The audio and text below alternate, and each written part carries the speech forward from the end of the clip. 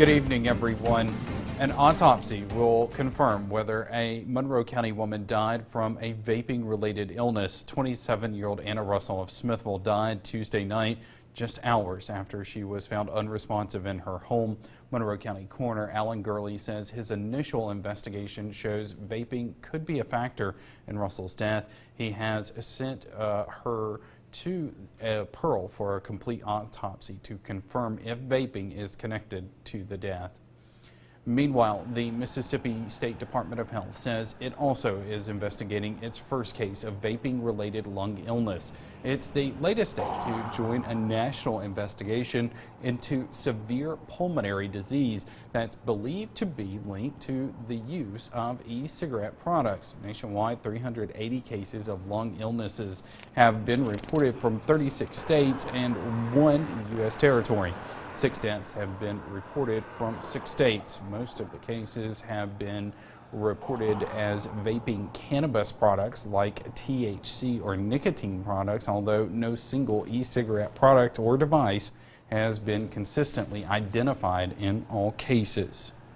A Lowndes County woman's appeal of her federal prison sentence is denied.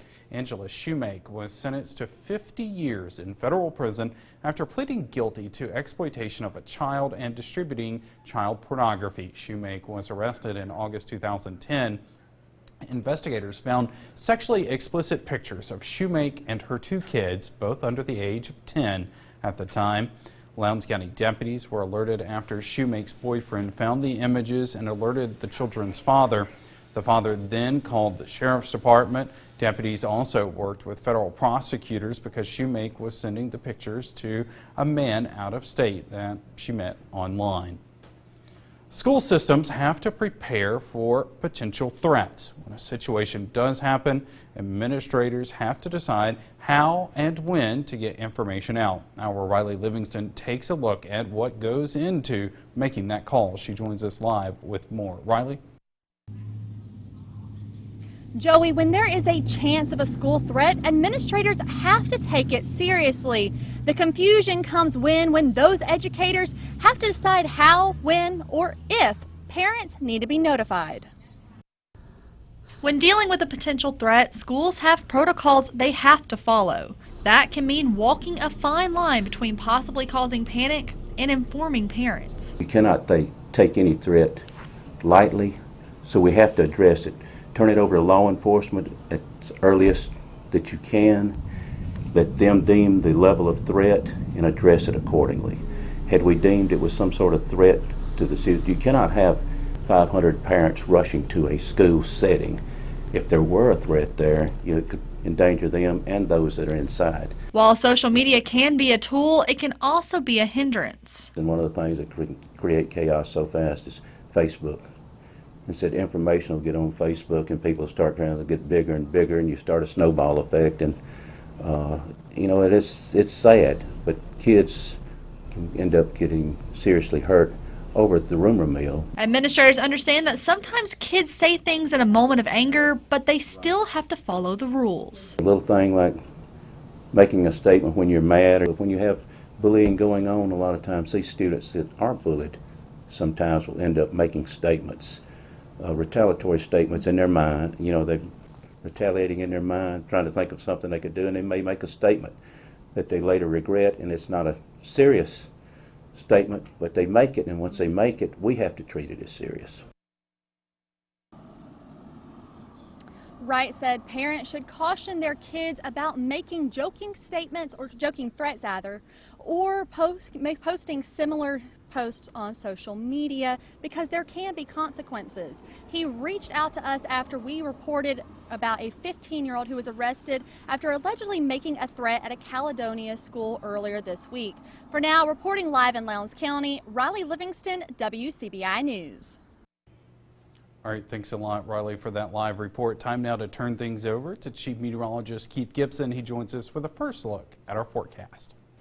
Joey, more record highs across our region today. Montgomery 103, Meridian 102, Greenwood 101, Tupelo 99. Just like yesterday, we got to 99 in Tupelo. It was warm just about everywhere here across North Mississippi and North Alabama with numerous record highs. We are still in the mid-90s in many spots, but the sun's lowering and it looks like we'll be mainly clear this evening and will cool from the 90s now into the upper 80s just after sunset. Mid-70s by 11 o'clock. Lows tonight will be down to around 70. Your full forecast, Joey, in just a few minutes.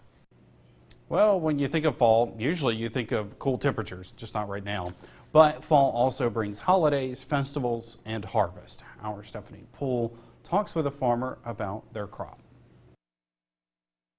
From August to November, you'll find most farmers in their fields bringing in a season's worth of work. For some, it's a hobby. But for Stephen Bailey, it's a lifestyle. I grew up in Alabama, but my dad's family farmed here, and they did that as far back as the 40s. In 1946 they started. But and when I graduated college in 98, that's when I came back, and I've been farming sweet potatoes since that time. Bailey grows sweet potatoes. Every spring he plants seed potatoes. After months of growth, it's time to bring them in. We have a machine that kind of brings the potatoes up out of the ground, and from there people, sort them based on size and shape, that kind of thing. On average, Bailey will harvest around 400 bushels of sweet potatoes per acre. Some of that crop will stay in Webster County, but most of it will spread across the region and the country. Like individuals who will come and get like a pickup load and sell on the side of the road all the way up to Walmart and Kroger. There's grocery store level sales, and there's processing that goes on all over the United States, potato chips, French fries, those type things. So really, for every way you sort them, there's a different market for each of them. Some years are more challenging than others. Well, potatoes are sensitive to what's going on in the weather, and planting early was not ideal, and so our yield's not ideal right now either, but we're seeing it pick up as we get to each field. The yields improve and the quality's better, and that's usually how it works. But Bailey plans to keep his family tradition going. As long as I can survive as a sweet potato farmer, that's what I intend on doing. And I used to, when I got out of college, I was like, I want to be able to retire at a certain age. As the longer I do this, the more I hope I never have to retire from doing this. Reporting in Webster County, Stephanie Poole, WCBI News. And Bailey is already putting up his seed potatoes for next year. For years it was a National Guard armory in Monroe County. Now the building is home to a Christian ministry where men's lives are transformed. We'll have that story coming up on WCBI News. Welcome back, everyone. A building once used to train soldiers is now helping battle drug and alcohol addictions. Allie Martin tells us how a Monroe County ministry found the cure for its growing pains. Every day, Bible studies take place in a room where soldiers used to plan strategy. That's what he was saying. And he didn't know he was saying that to Jesus. Oh, man. And in a room where National Guard members used to eat, residents of Broken Lives Ministry have lunch. God just put the pieces together. I'm just so thankful to be a part of it. Gary Dawson is pastor at Broken Lives Ministry, which began 6 years ago in a much smaller facility in the Skyline community. The Christ-centered ministry helps men find freedom from addictions. Pastor Dawson knows where they are coming from, and he knows there is hope. I was a pharmacist by trade. I graduated Ole Miss in 1980. And I had a healthy pharmacy career, but when I turned 40, for whatever reason, I started experimenting with some of the drugs, and I became a drug addict. And this, of course, I eventually lost my license. I stayed out there for 16 years till the Lord Jesus delivered me. Men live on site, learning life skills and also work at area businesses. Broken Lives Ministry was in desperate need of a bigger space, and the former National Guard Armory in Nettleton was available. The old Nettleton Armory fit the needs perfectly for Broken Lives Ministry. This room used to be a firing range for the Armory. Now it's the dormitory. More than 70 men stay here every evening. It's well built, you got to have it. These guys don't come in here from singing too loud in the choir. And it's just excellent. Everything is high quality. It's a National Guard Armory. It's like a bunker. Broken Lives Ministry has served more than 3,000 men so far, and the larger building will help them better serve those who want hope and healing from addiction. In Nettleton, Allie Martin, WCBI News. Broken Lives Ministry also plans to have a ministry to help women who want to break free of addiction. The International Space Station flies over this evening about 8:32. Look to the west-southwest. It's going to be visible for about 4 minutes, reaching 45 degrees above the horizon. Pretty good night to see that fast-moving star out there this evening. I'm back with your not as hot 7-day forecast next. For WCBI First Alert AccuWeather Forecast with Chief Meteorologist Keith Gibson. Plenty of heat out there today. We still have that setting sun. It's still pretty warm out there, but once that sun gets below the western horizon, it will become more tolerable. Live view in Columbus and Tupelo, Vernon, Durham's Pharmacy, Louisville, Mississippi, and in Louisville, you see some of those high clouds there on the horizon. That's actually some of the blow off from the remnants of Imelda way down there across Louisiana and Texas. Now let's talk about college football this weekend. We have some nice game weather here. If you like sunshine, in Oxford, in Tuscaloosa, in Starkville, it's going to be another one of those must-wear sunscreen type of days here, but it won't be as hot. But sitting in that sun all day long, you will need to protect yourself. The sun very powerful. We're looking at highs mainly in the upper 80s to around 90. So not as hot as where we were today. Some of you flirting with the century mark, currently in the low to mid 90s, but our temperatures will be cooling this evening. The heat index not too much hotter than the actual air temperature because the air is pretty dry. You can see those higher clouds streaming in from the southwest with all the significant moisture well off to our southwest here. But we actually have a weak frontal boundary that's coming in from the east, and that will give us a shot at a shower storm tomorrow. Let's hope for the best. And then some slightly cooler air, still warm but not as hot as we get into your Thursday, Friday, and beyond here. So rain chances about 20% tomorrow, 0 here Friday, Saturday, and Sunday. We may see a little bit of rain in the region early next week. Just keep your fingers crossed here.